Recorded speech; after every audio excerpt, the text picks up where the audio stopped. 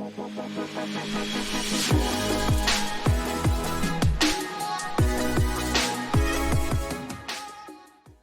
right, I think it's time for us to get started. I'm Bill Bice. I'm the CEO at InQ ZebraWorks, and I'm here with my partner Ken. Hey, Bill. It's good to be doing this with you. We were just at Elite Vantage not too long ago. It's great to see our firms in person, following up with a much more in-depth demo of what we do with Invoices-to-Cash, and it's well, let's put it in the context of the bigger picture. So we think about the overall billing process in a firm as a cash flow relay. Starts with the components that we all know and love, to put tons of time and investment and technology into for tracking time, editing pre-bills, finalizing bills. And then there's this last really crucial stage of when you get paid. So everything that happens from when that bill's finalized to when the money comes in the door. And there are things that help with that process, but nothing previously that brought it all together in one holistic integrated suite. And by doing that, the results that we see are pretty compelling. So why is this important? Why do we want to tackle this? Well, it's because the numbers really drive us there, right? AR keeps going up, work in process keeps going up. And this is a challenge that firms have largely dealt with by adding more staff in billing and collections. And that is essentially the plan in the future. We're here to make the suggestion that we need to put better tools to work in order to leverage that staff and accomplish more with the team that we have, and get more strategic in the process. So if we take this last piece of Invoices to Cash and dive deeper into that, so the first step is bill delivery. And so what we're talking about here is the PDF bills. So how do those actually get delivered to your clients?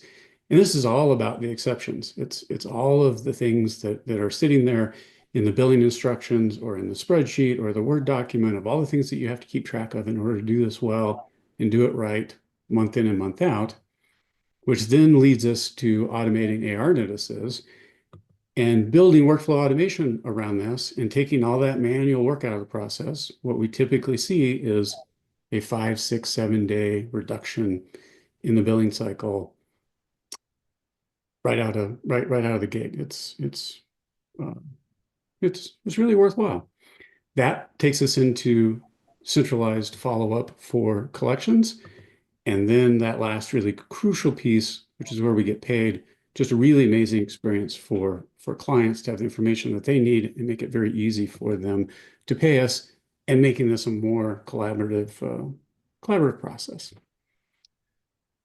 So Ken, would you want to take over and dive in and show some software?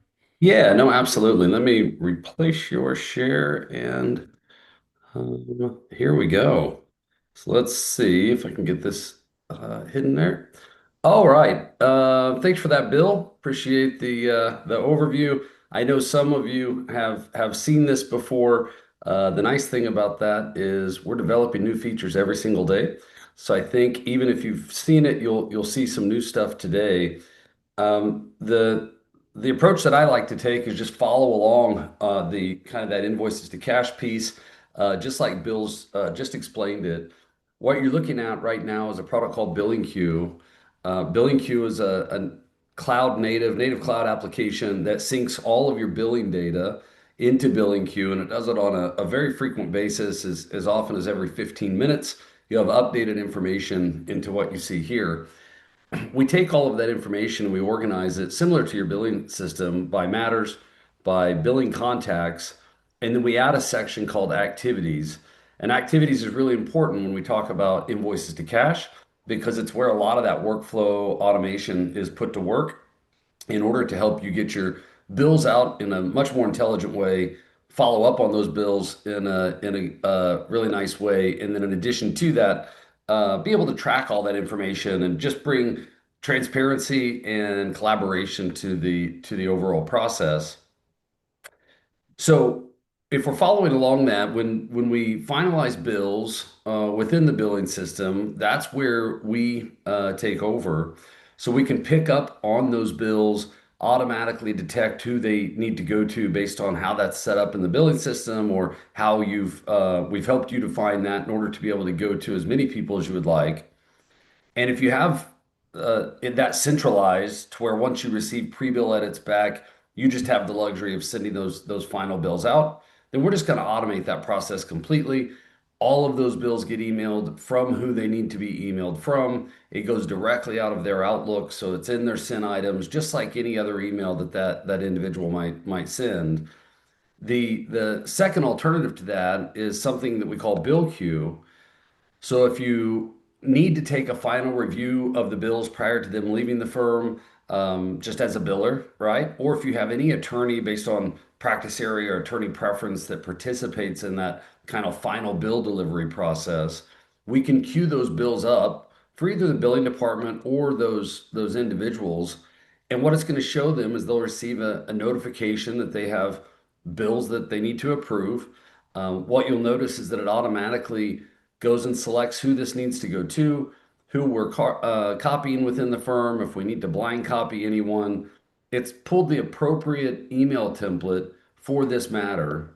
So we have unlimited email templates that we ship with, and what that means is you can simply create a new one or make a copy on the fly and give your end users or practice areas the ability to say exactly what they want to say on their bills and not just have to have some kind of static language that comes across firm wide. These are also using merge fields from the billing system. So if I can click my mouse correctly there. So what that means is that these aren't all static fields. We can actually populate them with whatever makes sense so that it's current information, real time, just as we might have planned it. Now, from here, if you have the security to do so, you can click approve, or you can click hold, or send to deny, as we call that. Once I click send, that email leaves the firm, goes to the client. The billing department automatically knows what's happening so that they know that that's been sent out. If it's denied or put on hold, the billing department also is notified, so they have the ability to spend more time on that or figure out what's the problem prior to it being released. Now, of course, you can do that in mass as well. So if I just wanted to click all of these in my queue, click send, I could do that. And I do want to just define queue a little bit because a queue could be to an individual, it could be to a bill group, right? Or it could even be to an individual plus their assistant or delegate, as we call that, or somebody else that they work with. So the same notification system would notify their group all at once. Anybody can come in here and see which ones are still left to work on, which ones have already been approved, and we keep track of those as well, so that based on security, you can see the ones that have already been sent. If you need to go double check that, and we'll take another view of that here in just a second. Anything I missed, Bill, on that piece? Yeah, I think I just love an example, which is that to pick up on that exceptions issue, which is what makes this difficult. Like you have a client with 5 matters, and normally you want to send one email with all 5 invoices attached, but then they have one of those matters they want done separately. So now you can just set up those exceptions once, and you'll get 2 emails in that case that show up for your approval in the queue, and it just happens the right way every month. No, absolutely. So the queue as well, in addition to handling all those exceptions, which certainly comes in the bill process, we also have a separate queue for AR notices. So sometimes when we're sending bills, that's not as sensitive of a subject because we've just done the work. We're just trying to get the bill out. The client's expecting it. Everything is going fine. AR notices occasionally have a little bit more sensitivity surrounding them, meaning that, hey, be careful how you talk to this client or that client. Make sure that we're treating these different practice areas or these different clients differently based on the arrangement that we have. So there's tons of exceptions around AR notices as well, but there's still a huge importance to be able to automate that. One of the things that you find when you're trying to automate the sending of AR notices is if you can't handle the exceptions, the automation breaks. And what ends up happening is you sit on a lot of those, right? Or there's a lot of back and forth of what needs to take place.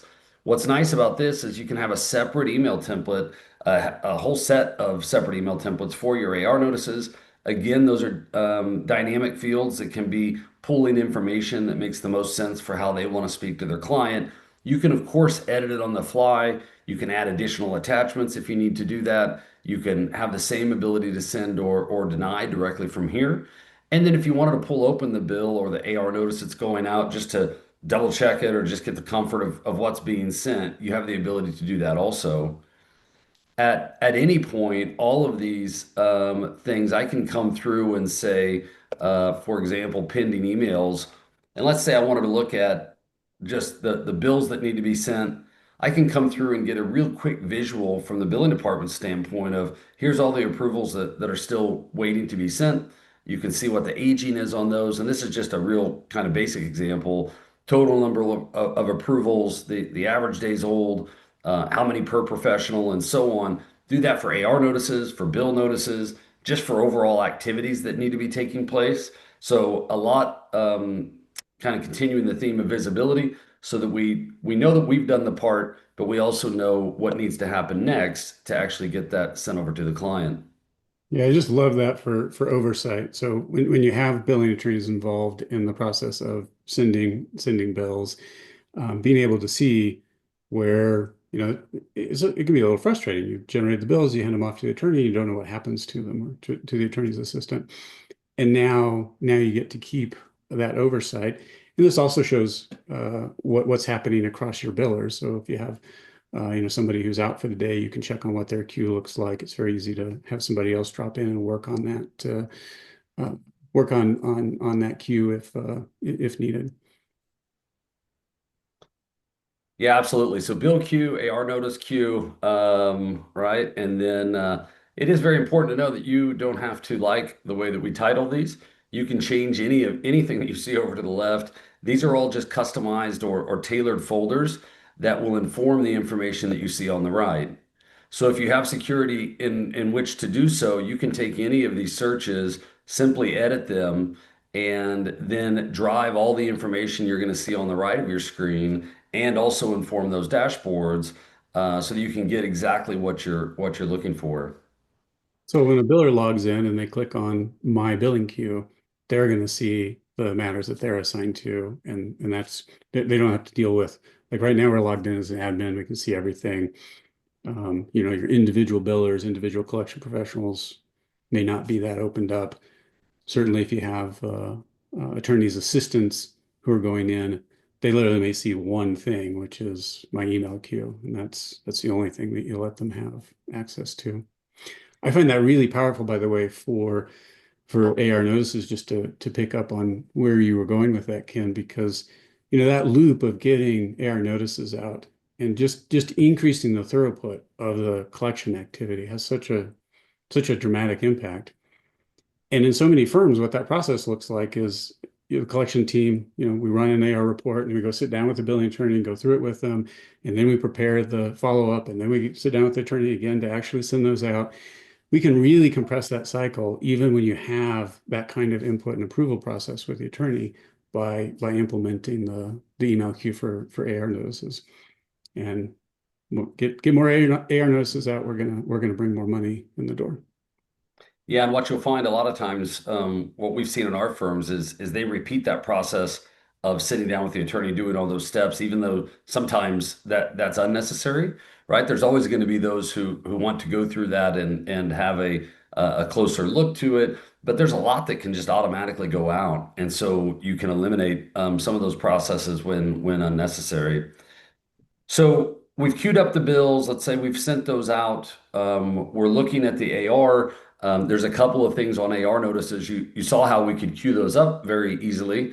And there's a lot of preferences behind the queuing up of those, right? So how often are we sending these? What's the minimum threshold balance that needs to be? If we've sent a bill in the last 30 days, do we still send out an AR notice or do we not want to do that?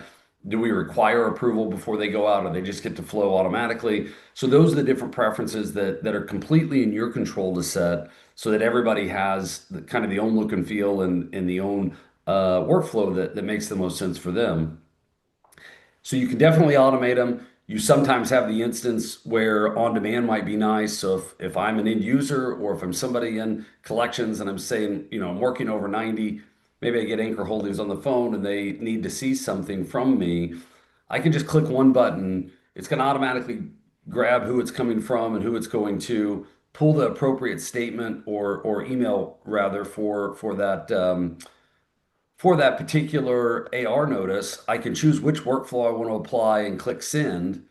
At that point that I click send, every bill notice that's gone out, every manual notice that we send, they're all tracked within activity of that matter. So I could come through and actually see, here's what I generated, here's when we generated it, any notes or tasks that I want to assign or drive from this event. And if I wanted to see what the client actually received, I can come out and just by clicking that one button and sending a client AR notice, the client's going to get this view.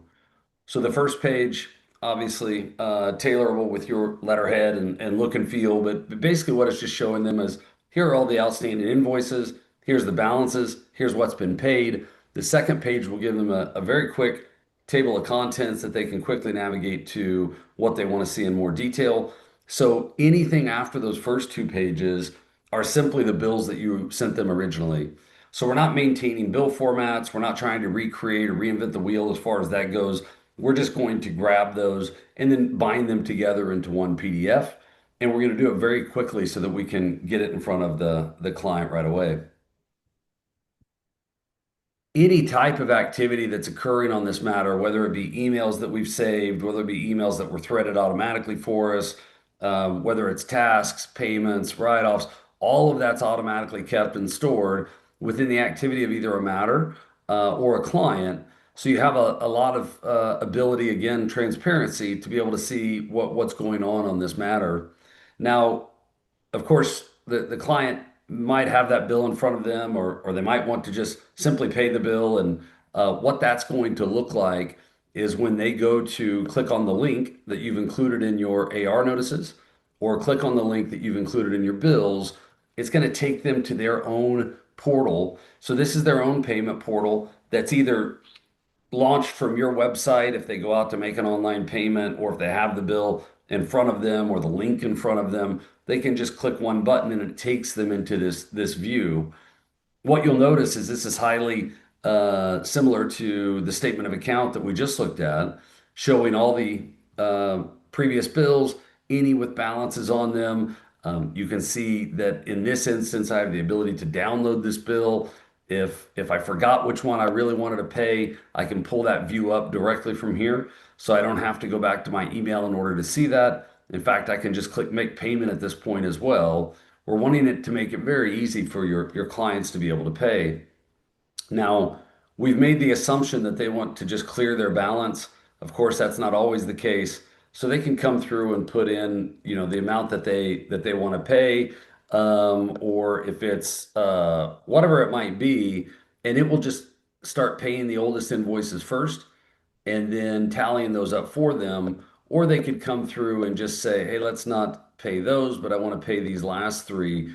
So it gives them a lot of flexibility in how they're able to decide what they're wanting to pay that day. The same thing, because it's their portal, the client has the ability to save payment methods. So if whether it's a bank account, they can add that directly from this screen, choose whether or not they want to save it and make it the primary method. They could do the same for credit cards. However, if you're not accepting credit cards, you just turn that off. Or if you're not accepting credit cards for certain clients, you turn that off. If you're surcharging, you turn that on. So lots of flexibility in the payment portal so that you can match it very specifically to what your client expects to see, wants to see, and then also matches the firm's desire as far as that goes. Once I choose the payment method, it'll create a quick summary that will be emailed to the client, and then the firm receives notification that a payment's been made. In fact, there'll be a daily cash receipts report showing all of these payments, and then a file's generated that can automatically map these back to the billing system because we know the bill number that they paid, we know the amount that they paid, we know the matter ID that it was associated with. So no more of those kind of phantom payments of a certain amount that we're not quite sure what they line up or match up to. The overall goal, if we had to summarize this, is just if you make it easy for your clients to pay, which is what our goal is, then you get paid more frequently. And it kind of matches the experience that you would get sometimes maybe outside of legal if you were going to pay a bill. Um, what would you like to add, Bill? Yeah, and so that line by line reconciliation is really nice, and we can put those payments back into to 3E via the API. They show up as unposted payments. You can just review them and post them. So it makes it a very simple and smooth experience. You can choose whether those get submitted to 3E on the following day or once they've cleared the bank, which is just one day later because we do 1 day deposit. And so money that comes in, today on Tuesday is going to clear your bank on Wednesday, and we can put it into 3E either on Wednesday or Thursday, depending on your preference as to whether it's actually cleared the account or not. And so it makes the whole cycle a lot smoother. And I want to highlight something you said, Ken, about the control over payments, which you are able to do at the client level. So you can choose by client, are we accepting credit cards? Are we surcharging for credit cards on this client or not? And only e-check shows up as an option. So there's a lot of control and customization in terms of your ability to implement this and roll it out to clients. Another really quick note on that subject that's important is whether the bill numbers are links or not is also selectable for you as a firm as a whole. But then if you have it turned on, you can do it for individual clients. So, for example, a third-party payer, you probably have that turned off so they can't see the detail of the bills. Yeah, so it's actually all driven by who's receiving the email and the email that it's sent to, right? So their magic link would take them to a different payment experience that's going to maybe not make those bill numbers give you the ability to preview those because they just really need to see summary information.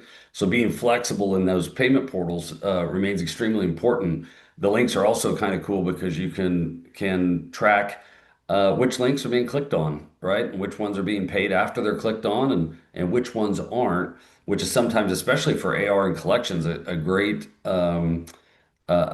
way to kind of prioritize the ones that they're paying attention to and which ones we might want to follow up on more quickly. Yeah, a great search for the collections team is what who has clicked on the links and gone to the payment portal, looked at their bills, but didn't pay, and who did that in the last 24 hours or last 7 days. Those are the people that you should follow up with first because they're paying attention right now. Absolutely. And while it's a different link, it's the same payment stream, right? So we can make AR payments. We can also do trust and retainer payments directly from the exact same place. So if you've sent out, one of the workflows within BillingQ is the ability to replenish, do trust replenishment. So you can put in a trust balance and a notice amount, and then we'll generate automated emails that just say you're below the threshold. Here's what it takes to true that up. And they can come out and just select the matter. It will automatically show them the amount that's due. Again, they don't have to enter their billing information every single time. They just quickly click the way that you want them to pay and the way they prefer to pay. Once they put that amount in, they hit process payment, and it works very similar to how the AR payment works, so that we're not having to train our clients on different payment methods, different payment streams based on the payment that they're making that day. So it's really nice from a learning curve standpoint to just have that consistency. Yeah, and I put a chat out there, but if questions are coming up as we're going into this, please hit the Q&A button and put questions out there.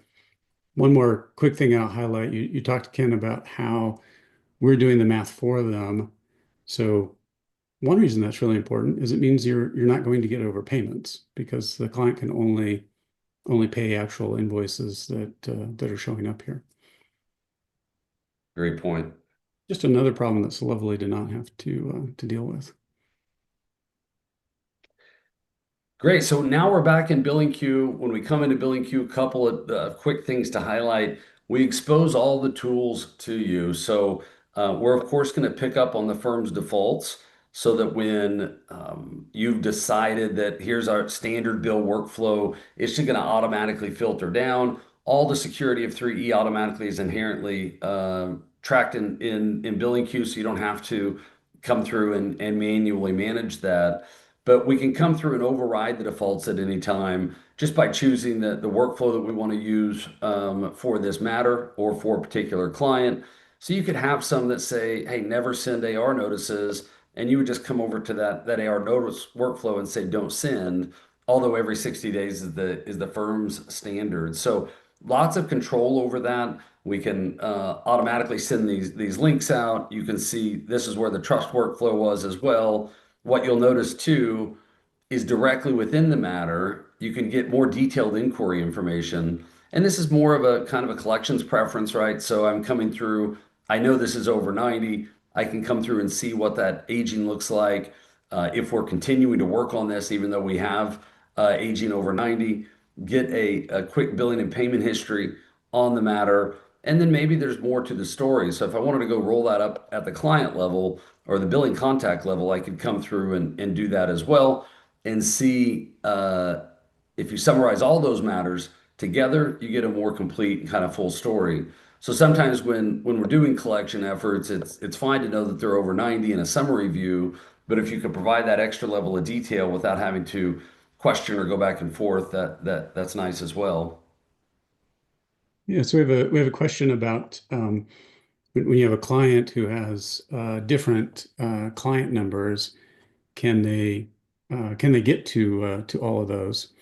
Um, and and the answer is yes, they can, because we're doing it based on who you set up to send the bills to. So if it's the same billing contact, the same email address, then even though that's across multiple matters, even if it's across different matters for different clients, then when they click on that, uh, they're going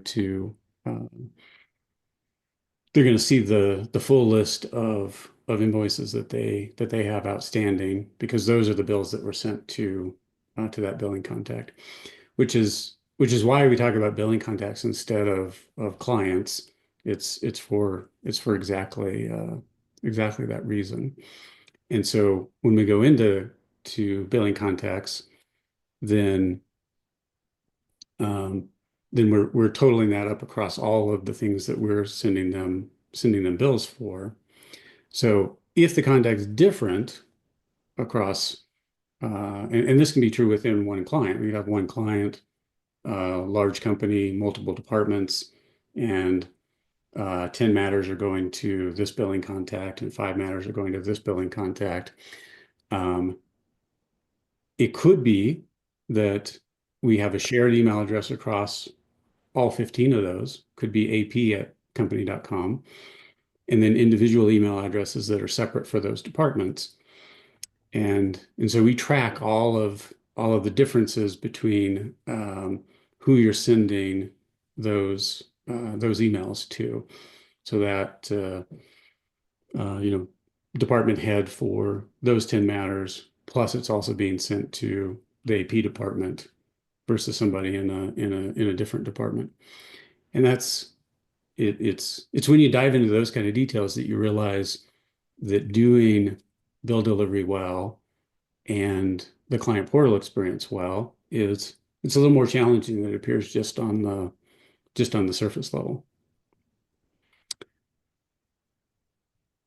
So hopefully I captured those questions well. And of course, we're happy to dive into the specifics for your firm and exactly how it would apply and work. Things get complicated when you then add split billing and third-party payers into that same mix.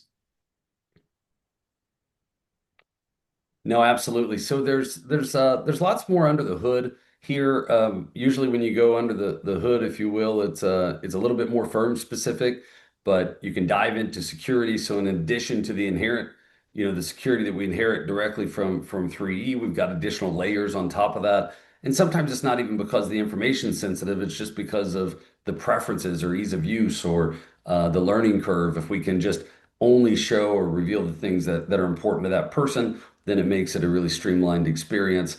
Email templates, the workflows that you can change, all are exposed to you. So these are not things that you're calling us for each month because you want a new template or some week because you need to make a change to a workflow or what happens or doesn't happen. So the tool is very flexible. That same flexibility applies to the implementation process. And so without being asked, I'll share because it is very streamlined.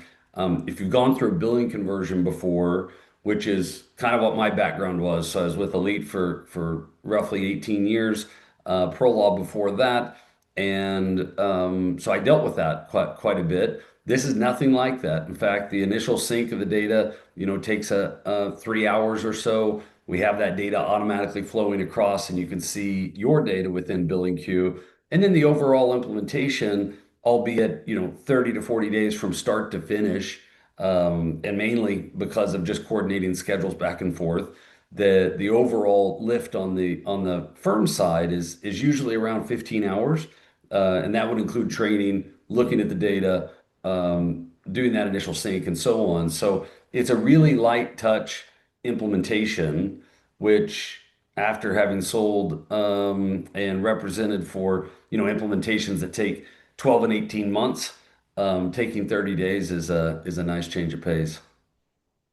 Yeah, this is a lot more fun, and we really focus on getting low-hanging fruit right out of the gate in the first billing cycle, so that we're saving you more time than we're taking to do this. There's always way too much to do in the billing and collection departments.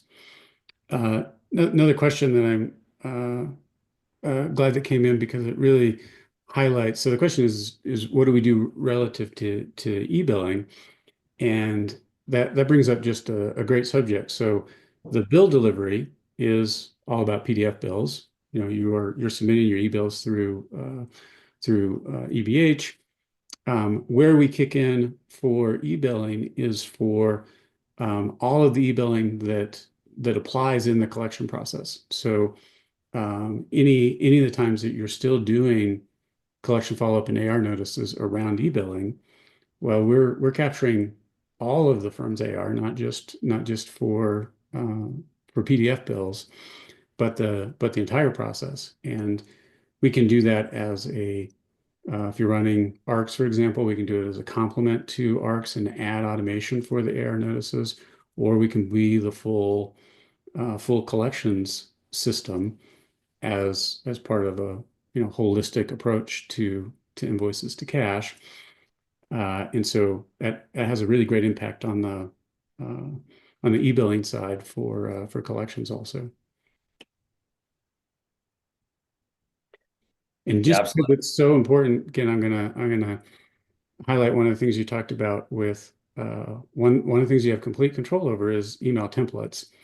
And so instead of trying to think in a world of where you've got to like squish everything into a very small number of email templates or it's difficult to deal with, like it's very easy for you to create new email templates. You have fields that are pulling directly from 3E that you can drop into your templates. So you can have templates that are client specific, billing attorney specific. It's really about getting all of those exceptions dealt with so that you don't have to do that stuff manually anymore. Yeah, absolutely. One thing I was going to add to what you said on the low-hanging fruit is each of these pieces can be implemented independently of each other. The overall goal, of course, is integration to have it all in one place. But if you need help with bill delivery, you can turn that on. If you need help with payments in the portal, you can turn that on. And then, of course, on the collection side, as you're mentioning as well, a lot of people have collections processes and systems in place that they've done. So that might be a little bit longer of a transition. And we don't ever recommend just a wholesale change of everything at once, right? So just making sure you understand that the implementation of those are modular as well. Yeah, I'm gonna switch back and just show a couple of other things real quick here. Appreciate all of the great questions. And so I think a really great way to think about this process and what we're really accomplishing is to look at a maturity model of your overall collections process. And so judging where you're at and where you would like to be really sets goals for what we want to accomplish in this kind of project. And so it's not at all unusual for us to come in and work with firms that are hovering around somewhere around level two. We've certainly worked with firms that are struggling to get to that. Um, our goal is to always have the by doing this project well, we're putting in the tools that make it very realistic to be at level four and create the time to get strategic so that you can go to level five. So there's a tool set issue that we there's very realistic, like we can get to level four by putting in better tools, helping that improve the process. And then the real benefit of that is opening up the ability to get to this point where we're really being strategic about the process. And the benefits that we get from doing this are significant. So there's a huge time savings. That's that 5, 6, 7 days that's getting saved out of the billing cycle, which can be better applied to uh, to other all the other things that need to happen in billing and collections. Um, you know what? Doing this well actually improves client satisfaction. There's nothing great about following up with AR when it's over 90, over 120. Um, this seeing the results from that is what really helps start create that cultural change where this can snowball into something bigger than just the tools that we're talking about. But the end result of increasing the throughput of collections, getting the bills out faster, those have very direct impact in terms of the numbers. And so you can sort of take your level of billing, scale that up. So for every 10 million annual billing, these are the kind of typical results that we see with our firms. So reducing AR turnover, pulling that cash forward, increasing the realization rate. If we collect faster, we will reduce write-offs. And the end result of that is found money. We have just a ton of great firms that we work with on BillingQ, and it is where our ideas come from. Like we are constantly making this product better, and we do that by listening to our firms and turning that into great new capabilities in the system. So it's the firms that we've been working with just been a great boon to creating this, and you get to benefit from that. So we've been at this for a while. Um, I don't like to admit how long I've been doing it, but I started my career in the back office, and I love solving problems in this area. As a company, we've been serving law firms for 22 years, and we have just a great set of clients that we get to work with. Ken, how are you going to top that off? What's the ending here? Hey, that's a great point. I think the best thing, I love what you always say about we love to think we're brilliant at this stuff, but what we're really good at is listening to clients. And that shows through in the software and the awesome ideas that they've given us, as well as just implementation and support and everything across the board. So appreciate everybody's time today. Would encourage you if you want a deeper look. We'd love to do these one-on-one and just really handle your specific exceptions and your specific preferences. You can see our information at the bottom. Please feel free to reach out to us. Ask us any questions that you have. We're just here to help in any way that we can. And again, appreciate you time and attention today. Thanks, everybody. Have a good day.